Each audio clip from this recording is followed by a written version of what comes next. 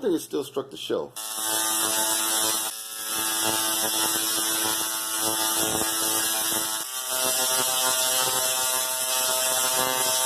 One came real close and luckily hit that strike rail. I'm glad I put that there, but it doesn't want to reach out really beyond those ground points anymore.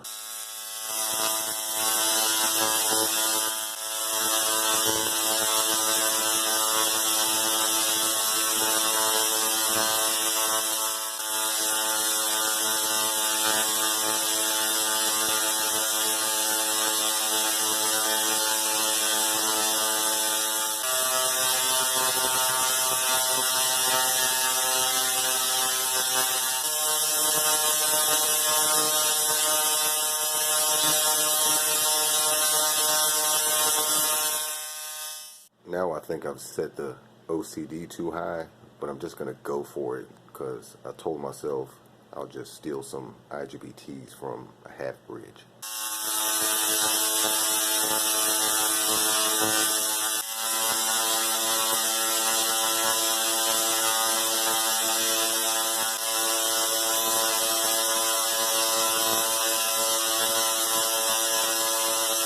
Here goes.